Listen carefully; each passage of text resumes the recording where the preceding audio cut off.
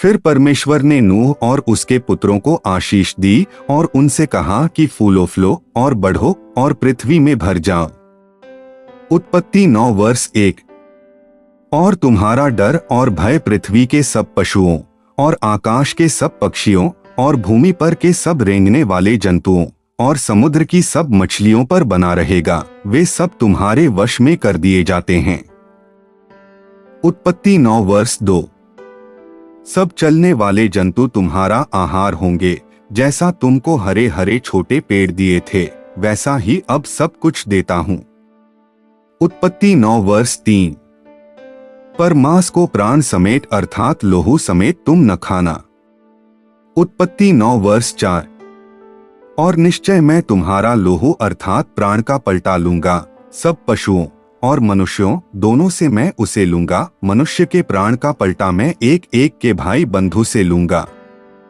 उत्पत्ति 9 वर्ष 5। जो कोई मनुष्य का लोहू बहाएगा उसका लोहू मनुष्य ही से बहाया जाएगा, क्योंकि परमेश्वर ने मनुष्य को अपने ही स्वरूप के अनुसार बनाया है। उत्पत्ति 9 वर्ष 6। और तुम तो फूलो फलो और बढ़ो और पृथ्वी में बहुत बच्चे जन्मा के उसमें भर जाओ। उत्पत्ति 9 वर्ष 7। फिर परमेश्वर ने नूह और उसके पुत्रों से कहा। उत्पत्ति 9 वर्ष 8। सुनो, मैं तुम्हारे साथ और तुम्हारे पश्चात जो तुम्हारा वंश होगा उसके साथ भी वाचा बांधता हूं। उत्पत्ति 9 वर्ष 9। और सब जीवित प्राणियों से भी जो तुम्हारे संग है, क्या पक्षी, क्या घरेलू पशु, क्या पृथ्वी के सब बनेले पशु, पृथ्वी के जितने जीव जंतु जहाज से निकले हैं, सबके साथ भी मेरी यह वाचा बंधती है। उत्पत्ति 9 वर्ष 10। और मैं तुम्हारे साथ अपनी इस वाचा को पूरा करूंगा कि सब प्राणी फिर जल प्रलय से नाश न होंगे और पृथ्वी के नाश करने के लिए फिर जल प्रलय न होगा। उत्पत्ति 9 वर्ष 11। फिर परमेश्वर ने कहा, जो वाचा मैं तुम्हारे साथ और जितने जीवित प्राणी तुम्हारे संग हैं उन सब के साथ भी युग युग की पीढ़ियों के लिए बांधता हूं, उसका यह चिन्ह है। उत्पत्ति 9 वर्ष 12। कि मैंने बादल में अपना धनुष रखा है, वह मेरे और पृथ्वी के बीच में वाचा का चिन्ह होगा। उत्पत्ति 9 वर्ष 13। और जब मैं पृथ्वी पर बादल फैलाऊं, जब बादल में धनुष देख पड़ेगा। उत्पत्ति 9 वर्ष 14। तब मेरी जो वाचा तुम्हारे और सब जीवित शरीरधारी प्राणियों के साथ बांधी है उसको मैं स्मरण करूंगा, तब ऐसा जल प्रलय फिर न होगा जिससे सब प्राणियों का विनाश हो। उत्पत्ति 9 वर्ष 15। बादल में जो धनुष होगा मैं उसे देख के यह सदा की वाचा स्मरण करूंगा जो परमेश्वर के और पृथ्वी पर के सब जीवित शरीरधारी प्राणियों के बीच बंधी है। उत्पत्ति 9 वर्ष 16। फिर परमेश्वर ने नूह से कहा, जो वाचा मैंने पृथ्वी भर के सब प्राणियों के साथ बांधी है उसका चिन्ह यही है। उत्पत्ति 9 वर्ष 17। नूह के जो पुत्र जहाज में से निकले वे शेम, हाम और येपेत थे, और हाम तो कनान का पिता हुआ। उत्पत्ति 9 वर्ष 18। नूह के 3 पुत्र ये ही हैं और इनका वंश सारी पृथ्वी पर फैल गया। उत्पत्ति 9 वर्ष 19। और नूह किसानी करने लगा और उसने दाख की बारी लगाई। उत्पत्ति 9 वर्ष 20। और वह दाख मधु पीकर मतवाला हुआ और अपने तंबू के भीतर नंगा हो गया। उत्पत्ति 9 वर्ष 21। तब कनान के पिता हाम ने अपने पिता को नंगा देखा और बाहर आकर अपने दोनों भाइयों को बतला दिया। उत्पत्ति 9 वर्ष 22। तब शेम और येपेत दोनों ने कपड़ा लेकर अपने कंधों पर रखा और पीछे की ओर उल्टा चलकर अपने पिता के नंगे तन को ढांप दिया, और वे अपना मुख पीछे किए हुए थे इसलिए उन्होंने अपने पिता को नंगा न देखा। उत्पत्ति 9 वर्ष 23। जब नूह का नशा उतर गया तब उसने जान लिया कि उसके छोटे पुत्र ने उससे क्या किया है। उत्पत्ति 9 वर्ष 24। इसलिए उसने कहा, कनान शापित हो, वह अपने भाई बंधुओं के दासों का दास हो।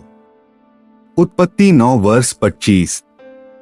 फिर उसने कहा, शेम का परमेश्वर यहोवा धन्य है और कनान शेम का दास होवे। उत्पत्ति 9 वर्ष 26।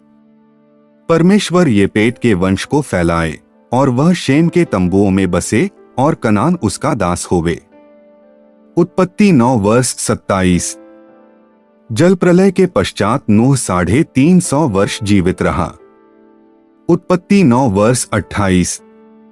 और नूह की कुल अवस्था 950 वर्ष की हुई, तत्पश्चात वह मर गया। उत्पत्ति 9 वर्ष 29।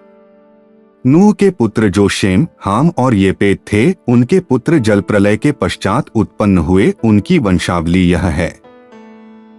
उत्पत्ति 10 वर्ष 1। येपेत के पुत्र गोमेर, मागोग, मादै, यावान, तूबल, मेशेक और तीरास हुए। उत्पत्ति 10 वर्ष 2। और गोमेर के पुत्र अश्कनज, रीपत और तोगरमा हुए। उत्पत्ति 10 वर्ष 3। और यावान के वंश में एलीशा और तरशीश और कित्ती और दोदानी लोग हुए। उत्पत्ति 10 वर्ष 4। इनके वंश अन्य जातियों के द्वीपों के देशों में ऐसे बंट गए कि वे भिन्न भिन्न भाषाओं, कुलों और जातियों के अनुसार अलग अलग हो गए। उत्पत्ति 10 वर्ष 5।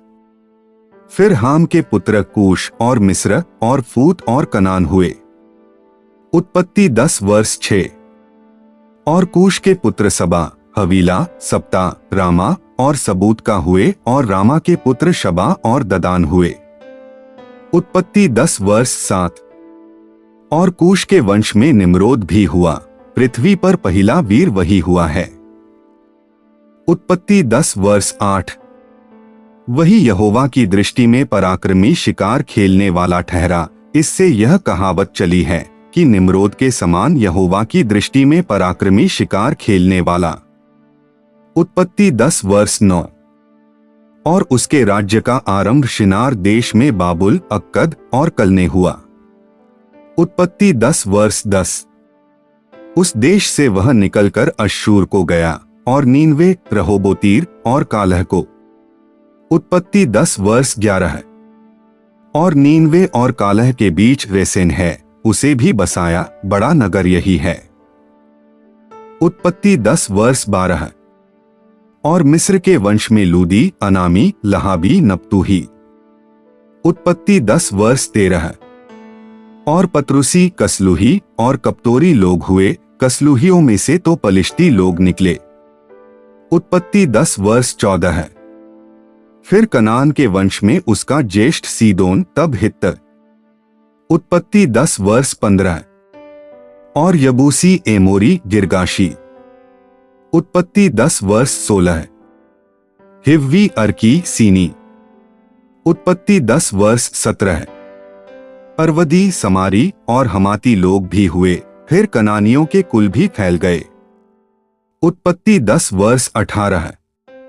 और कनानियों का सिवाना सीदोन से लेकर गरार के मार्ग से होकर अज्जा तक, और फिर सदोम और अमोरा और अदमा और सबोईम के मार्ग से होकर लाशा तक हुआ। उत्पत्ति 10 वर्ष 19। हाम के वंश में ये ही हुए, और ये भिन्न भिन्न कुलों, भाषाओं, देशों और जातियों के अनुसार अलग अलग हो गए। उत्पत्ति 10 वर्ष 20। फिर शेम, जो सब एबर वंशियों का मूल पुरुष हुआ और जो येपेत का ज्येष्ठ भाई था, उसके भी पुत्र उत्पन्न हुए। उत्पत्ति 10 वर्ष 21। शेम के पुत्र एलाम, अश्शूर, अर्पक्षद, लूद और आराम हुए। उत्पत्ति 10 वर्ष 22। और आराम के पुत्र कूस, हूल, गेतेर और मश हुए। उत्पत्ति 10 वर्ष 23। और अर्पक्षद ने शेलह को और शेलह ने एबेर को जन्म दिया। उत्पत्ति 10 वर्ष 24। और एबेर के 2 पुत्र उत्पन्न हुए, एक का नाम पेलेग इस कारण रखा गया कि उसके दिनों में पृथ्वी बंट गई, और उसके भाई का नाम योक्तान है। उत्पत्ति 10 वर्ष 25। और योक्तान ने अल्मोदाद, शेलेप, हसरमावेत, थेरह। उत्पत्ति 10 वर्ष 26। यदोरवाम, ऊजाल, दिकला। उत्पत्ति 10 वर्ष 27। ओबाल अबीमाइल शबा।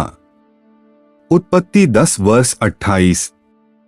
ओपीर हवीला और योबाब को जन्म दिया, ये ही सब योक्तान के पुत्र हुए। उत्पत्ति 10 वर्ष 29। इनके रहने का स्थान मेशा से लेकर सपारा जो पूर्व में एक पहाड़ है उसके मार्ग तक हुआ। उत्पत्ति 10 वर्ष 30। शेम के पुत्र ये ही हुए और ये भिन्न भिन्न कुलों, भाषाओं, देशों और जातियों के अनुसार अलग अलग हो गए। उत्पत्ति 10 वर्ष 31। नूह के पुत्रों के घराने यही हैं और उनकी जातियों के अनुसार उनकी वंशावलियां यही हैं, और जल प्रलय के पश्चात पृथ्वी भर की जातियां इन्हीं में से होकर बंट गई। उत्पत्ति 10 वर्ष 32। सारी पृथ्वी पर एक ही भाषा और एक ही बोली थी। उत्पत्ति 11 वर्ष 1। उस समय लोग पूर्व की ओर चलते चलते शिनार देश में एक मैदान पाकर उसमें बस गए। उत्पत्ति 11 वर्ष 2। तब वे आपस में कहने लगे कि आओ हम ईंटें बना बना के भली भांति आग में पकाएं, और उन्होंने पत्थर के स्थान में ईंट से और चूने के स्थान में मिट्टी के गारे से काम लिया। उत्पत्ति 11 वर्ष 3। फिर उन्होंने कहा, आओ हम एक नगर और एक गुम्मट बना लें जिसकी चोटी आकाश से बातें करे, इस प्रकार से हम अपना नाम करें, ऐसा न हो कि हमको सारी पृथ्वी पर फैलना पड़े। उत्पत्ति 11 वर्ष 4। जब लोग नगर और गुम्मट बनाने लगे तब इन्हें देखने के लिए यहोवा उतर आया। उत्पत्ति 11 वर्ष 5। और यहोवा ने कहा, मैं क्या देखता हूँ कि सब एक ही दल के हैं और भाषा भी उन सब की एक ही है, और उन्होंने ऐसा ही काम भी आरंभ किया, और अब जितना वे करने का यत्न करेंगे उसमें से कुछ उनके लिए अनहोना न होगा। उत्पत्ति 11 वर्ष 6। इसलिए आओ हम उतर के उनकी भाषा में बड़ी गड़बड़ी डालें कि वे एक दूसरे की बोली को न समझ सकें। उत्पत्ति 11 वर्ष 7। इस प्रकार यहोवा ने उनको वहां से सारी पृथ्वी के ऊपर फैला दिया और उन्होंने उस नगर का बनाना छोड़ दिया। उत्पत्ति 11 वर्ष 8। इस कारण उस नगर को नाम बाबुल पड़ा, क्योंकि सारी पृथ्वी की भाषा में जो गड़बड़ी है सो यहोवा ने वहीं डाली, और वहीं से यहोवा ने मनुष्यों को सारी पृथ्वी के ऊपर फैला दिया। उत्पत्ति 11 वर्ष 9। शेम की वंशावली यह है। जल प्रलय के 2 वर्ष पश्चात जब शेम 100 वर्ष का हुआ तब उसने अर्पक्षद को जन्म दिया। उत्पत्ति 11 वर्ष 10। और अर्पक्षद ने जन्म के पश्चात शेम 500 वर्ष जीवित रहा, और उसके और भी बेटे बेटियां उत्पन्न हुई। उत्पत्ति 11 वर्ष 11। जब अर्पक्षद 35 वर्ष का हुआ तब उसने शेलह को जन्म दिया। उत्पत्ति 11 वर्ष 12। और शेलह के जन्म के पश्चात अर्पक्षद 403 वर्ष और जीवित रहा, और उसके और भी बेटे बेटियां उत्पन्न हुई। उत्पत्ति 11 वर्ष 13। जब शेलह 30 वर्ष का हुआ तब उसके द्वारा एबेर को जन्म हुआ। उत्पत्ति 11 वर्ष 14। और एबेर के जन्म के पश्चात शेलह 403 वर्ष और जीवित रहा, और उसके और भी बेटे बेटियां उत्पन्न हुई। उत्पत्ति 11 वर्ष 15। जब एबेर 34 वर्ष का हुआ तब उसके द्वारा पेलेग का जन्म हुआ। उत्पत्ति 11 वर्ष 16। और पेलेग के जन्म के पश्चात एबेर 430 वर्ष और जीवित रहा, और उसके और भी बेटे बेटियां उत्पन्न हुई। उत्पत्ति 11 वर्ष 17। जब पेलेग 30 वर्ष को हुआ तब उसके द्वारा रू का जन्म हुआ। उत्पत्ति 11 वर्ष 18। और रू के जन्म के पश्चात पेलेग 209 वर्ष और जीवित रहा, और उसके और भी बेटे बेटियां उत्पन्न हुई। उत्पत्ति 11 वर्ष 19। जब रू 32 वर्ष का हुआ तब उसके द्वारा सरूग का जन्म हुआ। उत्पत्ति 11 वर्ष 20। और सरूग के जन्म के पश्चात रू 207 वर्ष और जीवित रहा, और उसके और भी बेटे बेटियां उत्पन्न हुई। उत्पत्ति 11 वर्ष 21। जब सरूग 30 वर्ष का हुआ तब उसके द्वारा नाहोर का जन्म हुआ। उत्पत्ति 11 वर्ष 22। और नाहोर के जन्म के पश्चात सरूग 200 वर्ष और जीवित रहा और उसके और भी बेटे बेटियां उत्पन्न हुई। उत्पत्ति 11 वर्ष 23। जब नाहोर 29 वर्ष का हुआ तब उसके द्वारा 13 का जन्म हुआ। उत्पत्ति 11 वर्ष 24। और 13 के जन्म के पश्चात नाहोर 119 वर्ष और जीवित रहा और उसके और भी बेटे बेटियां उत्पन्न हुई। उत्पत्ति 11 वर्ष 25। जब तक 13 70 वर्ष का हुआ तब तक उसके द्वारा अब्राम और नाहोर और हारान उत्पन्न हुए। उत्पत्ति 11 वर्ष 26। 13 की यह वंशावली है। 13 ने अब्राम और नाहोर और हारान को जन्म दिया और हारान ने लूत को जन्म दिया। उत्पत्ति 11 वर्ष 27। और हारान अपने पिता के सामने ही कसदियों के ऊर नाम नगर में जो उसकी जन्मभूमि थी मर गया। उत्पत्ति 11 वर्ष 28। अब्राम और नाहोर ने स्त्रियां ब्याह लीं। अब्राम की पत्नी का नाम तो सारै और नाहोर की पत्नी का नाम मिल्का था। यह उस हारान की बेटी थी जो मिल्का और यिस्का दोनों का पिता था। उत्पत्ति 11 वर्ष 29। सारै तो बाँझ थी, उसके संतान न हुई। उत्पत्ति 11 वर्ष 30। और 13 अपना पुत्र अब्राम और अपना पोता लूत जो हारान का पुत्र था और अपनी बहू सारै जो उसके पुत्र अब्राम की पत्नी थी, इन सबों को लेकर कसदियों के ऊर नगर से निकल कनान देश जाने को चला, पर हारान नाम देश में पहुंचकर वहीं रहने लगा। उत्पत्ति 11 वर्ष 31। जब 13 205 वर्ष का हुआ तब वह हारान देश में मर गया। उत्पत्ति 11 वर्ष 32। ऐसे ही बाइबल वचन सुनने के लिए हमारे वीडियो देखते रहिए। लाइक करें, शेयर करें, कमेंट करें और हमारे चैनल को सब्सक्राइब करना ना भूलें। धन्यवाद।